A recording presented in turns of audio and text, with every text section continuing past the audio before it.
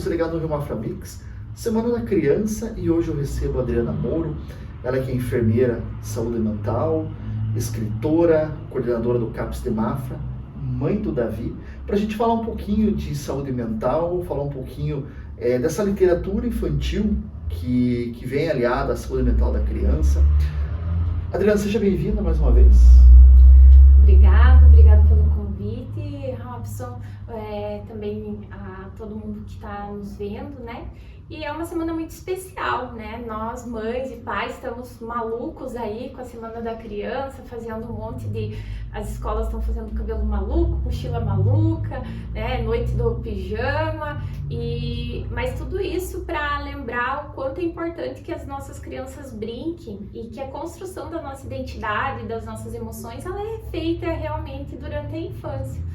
E hoje a nossa ideia justamente é falar um pouquinho sobre como que a literatura, né, os livros infantis, eles podem nos ajudar, né, na aquisição da linguagem e também na forma como a nossa inteligência emocional pode ser construída. Você trouxe vários livros aqui, livros de vários autores. O que são esses livros? Então, eu trouxe aqui alguns autores nacionais, né, e acho bem importante. E até vou te fazer uma pergunta, Robson, você lembra desses dois livros aqui? Chapeuzinho Vermelho e os Três Porquinhos, quem não lembra, né? Quem não lembra, né? Então, esses são dois livros clássicos que a gente chama, né, que são muito trabalhados dentro da escola. E por que eu trouxe eles hoje? Porque já na nossa infância, a construção dessas leituras é justamente focado numa moralidade, né, na criação de comportamentos para as crianças, até de uma forma meio imposta, né, à base do medo, muitas vezes, mas muito dessa linguagem que está nos livros infantis, nessas histórias, faz com que a gente pudesse ter o desenvolvimento aí da nossa formação, da nossa personalidade. Que nem no caso dos Três Porquinhos, essa ideia de que você não deve fazer as coisas brincando, que você deve fazer as coisas bem feitas, né? Que senão o lobo você vai construir uma casa que não é legal, né? E essa casa o lobo vai logo derrubar. Chapeuzinho Vermelho, né? A história que dá até se a gente for pensar assim, até nós mulheres, né? Vamos sair na rua, né? Esse medo que se tem de falar com estranhos, mas é também essa analogia, né, para homens e mulheres sobre essa coisa do falar com os estranhos e também a gente seguir a nossa rota, não se desviar do caminho, né? Então existe um pouco de moralidade nessas histórias. Me chamando a atenção aqui, esse livro aqui, A Menina da Cabeça Quadrada. Então, esse é um livro muito, muito legal, que eu vou pegar ele aqui, né? A Emília Nunes, ela já esteve aqui na nossa cidade, na Semana Literária do Sesc, e foi muito legal. Esse é um livro que eu indico para todos os pais e professores, e acho que tem que ser um livro muito bem trabalhado, né? Porque ele conta justamente a história, né, de uma menina que, de tanto lidar no celular, nossa, né? Bem comparado com a nossa realidade. Mas de tanto lidar no celular e no tablet e assistir muita televisão, ela amanheceu com a cabeça quadrada. E eles foram ao médico e nem o médico tinha uma medicação para essa quadradice, né, da cabeça. E a ideia justamente é que o remédio para essa cabeça quadrada é desenvolver brincadeiras redondas. Então, quais são as brincadeiras redondas que você lembra da tua infância, Ramos? Bolinha de gude, futebol. O que mais? Bicicleta, né? O raio da bicicleta é redondo, né? Então, quanto mais a lembrança que a Emília Nunes traz para nós é justamente quanto mais a gente desenvolver com as crianças, né, brincadeiras ao ar livre principalmente, né, e tirar o tempo de tela delas, reduzir ao máximo. Lógico, nós estamos num numa era digital, mas quanto menos a gente tiver, né, as crianças baixando lá TikTok e ficando com aquela ansiedade que a gente já falou até em outros momentos sobre isso, com brincadeiras é a melhor coisa. E a literatura vem nos ajudar, né, nesse sentido. Hoje, o que se falou a respeito desse livro, né, dessa comparação, é um problema que muitos pais enfrentam. Até o próprio livro físico, da criança não ler o livro físico ou não brincar, como se falou lá fora, e essa dependência da tela e do celular. Como que enfrentar isso? Então, é bem complicado, é um assunto complexo, né? Eu sou mãe, o Davi tem 3 anos e 9 meses, e a gente percebe que é necessária a tela em muitos momentos, porque os pais não conseguem ficar o tempo inteiro ali com as crianças, né? E às vezes a gente vai sim precisar das telas. Mas o problema maior é quando o acesso ao celular, principalmente, né? Porque o celular ele é pequeno, ele tem uma forma de tela também que é muito mais agravante até do que o próprio desenho na televisão.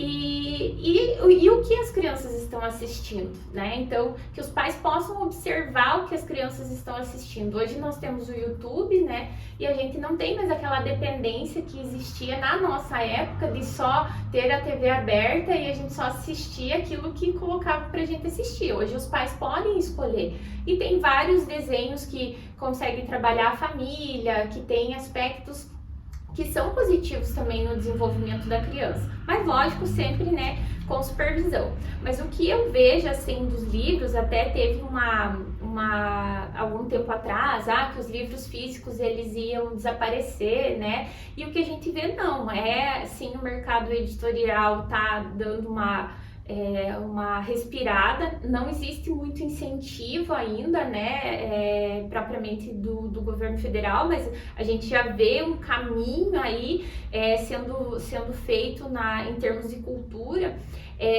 mas o que o livro traz para nós, o livro físico, é justamente esse momento de estar com as crianças, né? Porque as crianças sabem, você pode dizer assim, mas eu fico 2 horas com meu filho. Tá, mas você fica 2 horas com o teu filho jogando a bola, mas com o celular na mão. Você também está com o celular na mão. Tô dizendo você, Robson, mas nós, né? Estamos com o celular na mão. No momento que a gente pega o livro, a criança percebe que esse é um momento só dela e do seu pai, ou da sua mãe, ou do seu cuidador, né? Porque pode ser também o professor, né? Mas é um momento que realmente se está presente. Então, eu acho que é muito interessante que a gente possa ajudar a saúde mental das nossas crianças também, na questão do saber esperar, da imaginação, da ociosidade. Tem um livro aqui que eu acho muito interessante, da Thelma Guimarães, que é Tanta Coisa para Fazer por Aqui, que são 2 crianças entediadas que acham que não tem nada para fazer em casa, e o tédio é uma coisa que eu acho que a gente deveria deixar que as crianças tivessem mais tédio, e a gente vê isso quando a gente vai viajar, que a maioria dos pais colocam, né, um celular para a criança ir assistindo ali, um videozinho, tudo. Mas nesse momento do tédio, que a criança fica ociosa, ela vai usando da imaginação dela, e isso é importante para que na adolescência, na idade adulta, essa criança, esse adolescente, ele saiba esperar, né? E que ele saiba criar nesses momentos de ociosidade. Eu fico lembrando, né, quando eu estava terminando meu doutorado, que quando eu terminei o doutorado em si, era muito interessante que eu sentava, parecia que eu tinha que estar fazendo alguma coisa, que se eu estivesse conversando com alguém, estivesse assistindo uma série ou lendo um livro, eu estava como se eu estivesse ociosa, porque eu tinha que produzir durante o doutorado, né? E para as crianças funciona mais ou menos assim, essa ansiedade de estar fazendo sempre alguma coisa, e a gente não dá oportunidade para a criança para ela criar, igual nós tínhamos, né? Quais são as brincadeiras que a gente criava, né? Quando a gente ficava mais solto, mais ocioso. Nem vou falar solto na rua, porque hoje em dia já é um pouco mais perigoso. Mas em casa, o que você fazia com uma caixa de papelão, se você visse? E inúmeros brinquedos, né? A gente usa a imaginação, né? Eu fazia a casinha de boneca, a gente entrava dentro, a gente imaginava que era um foguete, né? A gente criava muitas coisas. E essa ociosidade que às vezes a gente tá toda a vida, nós dando conta de fazer com que a criança fique o tempo inteiro com alguma coisa para fazer. Vamos... A gente inventando as brincadeiras, né? E como eu falei nesse último livro aqui, tanta coisa para fazer por aqui, as crianças pegam, fazem cabana, as crianças pegam um pedaço de pano e fazem uma capa. Então, são coisas que a gente precisa também deixar que as crianças inventem por si só esse ato de brincar que é tão importante na saúde mental. A falta disso pode trazer uma consequência de adultos ansiosos, como hoje a ansiedade. Eu posso também estar falando besteira, mas a ansiedade, se não é o mal, é um dos males dos tempos atuais? Sim, a gente percebe crianças já mais ansiosas, né? Principalmente essa geração que nasceu durante a pandemia, e o Davi nasceu durante a pandemia, né? O meu filho, e que a gente ficou mais fechado, imagina, pais, né? Pais, eu digo cuidadores com crianças em casa, a educação sendo feita à distância também, então essas crianças precisando da tela para aprender, e tudo isso foi gerando uma ansiedade em todo mundo numa maneira geral. E nas crianças isso tem se refletido muito, e a gente agora vai ter que correr atrás do nosso prejuízo. Quando a gente lê um livro para criança e a gente se coloca, né, na mesma posição que ela, no chão, que ela vê as cores, e às vezes a gente fica pensando assim, nossa, mas eu vou ler o mesmo livro tantas vezes assim para criança, que nem Chapeuzinho Vermelho, Os Três Porquinhos. Quantas vezes na vida a gente leu esses livros? Mas cada vez que essa história é contada para essa criança ela vai tendo que respirar, ela vai percebendo o que o personagem fez, de que forma ele fez, e essa habilidade vai sendo também levada, né, como uma ferramenta no decorrer da vida. Então esse fato de esperar que o outro leia, de esperar o que tem na outra página do livro, isso é bem interessante. Aqui tem um livro, Robson, muito interessante, porque ele é um livro que ele tem só uma parte escrita, né? Loba, o nome dele, mas ele tem imagens. Então, isso faz com que, mesmo nós, adultos, a gente precisa imaginar o que está acontecendo aqui. Isso faz com que o nosso cérebro, ele entre num estágio que faz justamente com que a gente fique menos ansioso, porque a gente precisa olhar as cores, a gente precisa prestar atenção, a gente precisa imaginar o que está acontecendo, né? E esses livros, eles devem ser cada vez mais utilizados, porque justamente eles vão trabalhando essa questão da imaginação, do que está depois da página, né? E na primeira vez a criança vai ver uma coisa, o adulto vai ver uma coisa, na próxima vez vai ver outra. Então, são livros que precisam ser incentivados, né? Dar essas imagens para as crianças, para que elas possam também contar suas próprias histórias. Então, isso eu acho que é bem interessante, algo que pode ser utilizado assim para a gente retomar, né, depois da pandemia, evitando que nós tenhamos uma geração ainda mais ansiosa do que nós já somos. A gente fala do celular, né, especificamente como um vilão, mas assim, falando de uma forma mais macro, não só o celular, mas assim, o que ele proporciona, o que a própria tecnologia proporciona. Hoje, por exemplo, a inteligência artificial. Vão sendo criados mecanismos que eles auxiliam, mas ao mesmo tempo que eles cada vez mais eles fazem o papel da tua criatividade, né? Uhum. Cada vez mais eles são artifícios que cada vez mais eles te poupam de pensar. Isso, de certo modo, mentalmente falando, é ruim. A gente vai ter que conviver com isso, né? E eu acho que da mesma forma que nós convivemos aí, eu sou de uma geração que precisava, a internet era discada e a gente precisava esperar que a internet entrasse. Lógico que as nossas crianças não têm mais essa paciência de ficar esperando, colocar o desenho, ficar esperando, porque eles querem na hora, né? Não tem também essa situação de, vou esperar das 10 horas da manhã justamente para eu ver o desenho que eu gosto, né? Só que, lógico, eles vão trabalhar com isso, eles vão trabalhar no mundo tecnológico. A gente vai ter que criar mecanismos para justamente fazer com que a criança tenha acesso a todas essas tecnologias, a inteligência artificial, aprenda a desenvolver essas habilidades, mas de uma maneira que não crie ansiedade, né? Por isso que os pequenos, né? Então, já tem livros que fazem essa indicação, mas não dá celular antes dos 12 anos para as crianças, né? Tem algumas leis e alguns países que já estão também proibindo o uso do celular até dentro da escola, né? Lógico que no começo o uso do celular foi, coloca o QR Code na apostila para fazer uma atividade, daí ver um vídeo, né? Só que a gente vai precisar, como tudo na nossa vida, desenvolver o equilíbrio. E os pequenos, eles não têm ainda maturidade, né, cerebral para conseguir aproveitar isso e usar isso com equilíbrio. Então, quem que vai ter que fazer isso? São os adultos que estão em volta dessa criança. E a primeira coisa, quando a gente fala em literatura para a infância, é justamente aprender a lidar com as emoções.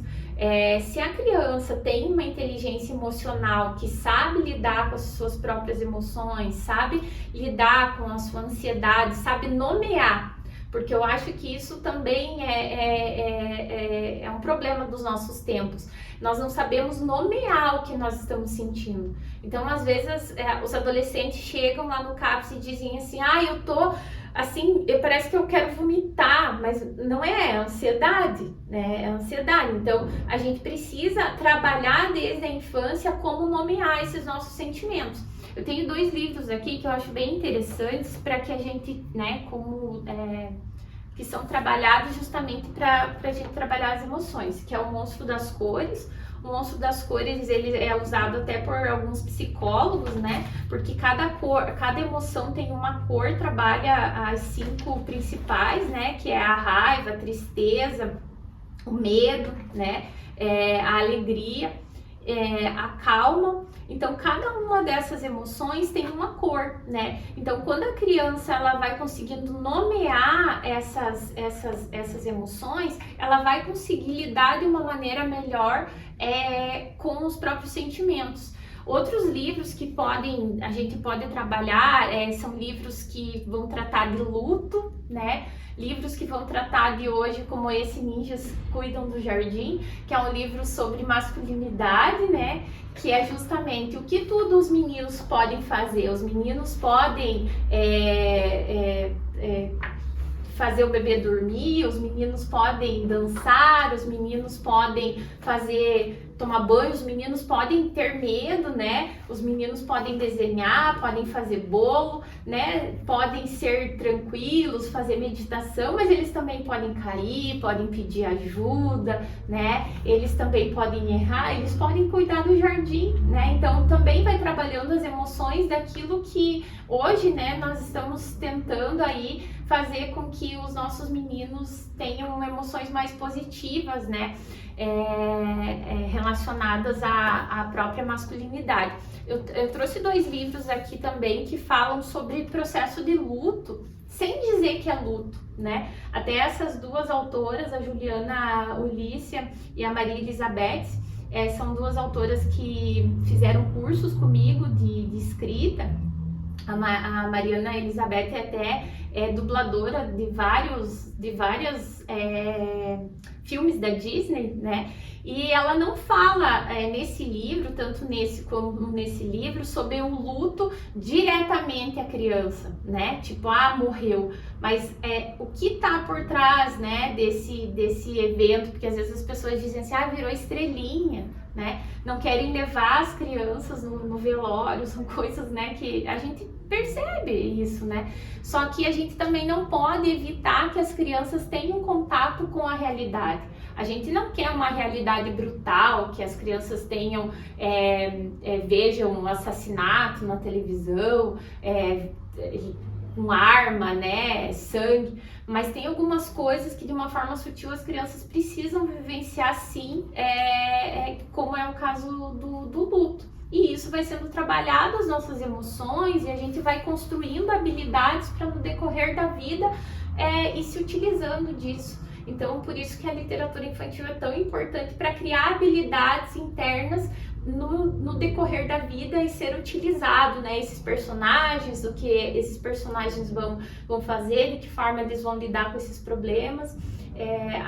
Acho fundamental que a gente tenha esse processo, né? Dentro da escola, dentro das famílias. Você é uma pessoa muito ligada, né? Como já deu para perceber, né? Quem está nos acompanhando, ligada à literatura. Mas você também é uma escritora, você também tem várias obras lançadas e para o público infantil você também está lançando agora uma. Então, eu tenho 7 livros publicados, desses, né, 4 são de crônicas, são direcionados para o público adulto, 3 outros livros são mais relacionados à minha vida acadêmica, né, mestrado, doutorado e pós-doutorado, que foi até o último livro, a Biografia dos Anônimos, que a gente lançou no ano passado. E esse ano a gente vem com a primeira, o livro infantil, né, livro para as infâncias. E é um livro muito especial, ele se chama O Meu Jeito de Nascer Foi Especial, ele está saindo pela editora Frutificando. E ele vai contar para nós que todas as formas de nascer são especiais, né? Então, é uma analogia com a natureza, então a gente fala como nascem as flores, como nascem as tartarugas, que nascem de ovos, como nascem os cachorros, os porcos, as vacas, que nascem, né, da barriga da mãe, ao próprio ser humano, que pode nascer de cesariana, né, com corte na barriga, o parto normal, mas também tem aquelas crianças que nascem em outro lugar, né, e que só depois vem morar com a sua família, né? E que a criação das famílias, ela é justamente um laço afetivo. Não necessariamente a gente tem como família, né? Aquela pessoa de sangue, né? Mas pode ser os avós, pode ser um pai, uma mãe, os diferentes formatos de família, né? É um livro que indiretamente, diretamente ele fala sobre o processo da adoção. Ele tá com umas imagens lindas, né? As ilustrações estão incríveis, assim. É um livro que tá também em preço muito acessível, já tá à venda no site da editora Frutificando. E a partir do dia 18 a gente vai ter ele também como venda física diretamente comigo, quem quiser um livro autografado. E aí, agora para o final do mês, a gente está preparando aí alguns lançamentos aqui no município, fora do município, mas é surpresa, vai ter umas coisas para as crianças, contação de histórias, estamos criando aí uns bonecos para poder ir nas escolas, para poder falar desse processo de nascimento. Que com certeza a gente vai divulgar aqui onde vai ser, chegando mais perto da data, onde será, como será esses lançamentos. Então, esse lançamento, né, para a gente reforçar para quem está nos acompanhando, ele já existe a pré-venda no site da editora? Isso, da editora Frutificando. Certo. E para quem também quer saber um pouquinho mais da Adriana, das outros 7 livros já lançados, aonde que te encontra? Principalmente no Instagram, né, no @adrimoro_, ou no Facebook, Adriana Moro, né, pode mandar mensagem, né, A gente sempre está respondendo. Gosto muito de ir nas escolas. A gente está preparando esse livro infantil justamente para que a gente possa conversar mais sobre saúde mental das infâncias, né? Porque o que a gente tem visto no CAPS é que os adolescentes têm chegado cada vez mais cedo lá, e justamente porque a gente não tem conseguido, né, falar sobre inteligência emocional e criação desses aspectos que envolvem aí a nossa infância. E eu como trabalho com saúde mental, né, e também sou especialista em cuidados intensivos neonatais, em pediatria, não podia ficar alheia a tudo que está acontecendo, né. Tem um outro livro que a gente está preparando, provavelmente vai sair no ano que vem, que é um outro livro para as infâncias, que vai falar justamente sobre o processo de brincar, mas esse daí ainda estamos em negociação com as editoras. Mas eu acho que é esse o caminho, sabe, Robson? É a gente ir trilhando aí, tentando ajudar as pessoas a construir uma sociedade mais equilibrada possível dentro daquilo que a gente consegue. Tá certo. Então, para a gente encerrar, que recado que você deixa para o pai, para a mãe, que está nos acompanhando, que tem criança, principalmente nessa semana? Que eu sei que o tempo que a gente tem é escasso, né? Mas a infância, ela é uma vez só. E mesmo que você tenha só 1 hora para ficar com seu filho, que realmente você se dedique, né? Que você fique presente de mente e corpo com ele, sente para brincar, porque a gente é criança só uma vez e essas memórias vão ficar para sempre, né? Se vocês puderem ler para suas crianças, leiam, é um momento que as crianças sabem que nós estamos presentes. E um feliz Dia das Crianças, e que esse dia realmente seja para que a gente possa lembrar o quanto a infância é importante no nosso processo de desenvolvimento. Nossa, Adriana, obrigado pelas suas informações, por dividir com a gente esse fantástico mundo da literatura infantil. E para você que nos acompanha, que é o momento de te retorna com outras informações, fica ligado lá no Rio Mafra Mix, e também na sequência as informações sobre o lançamento do livro e os outros trabalhos da Adriana.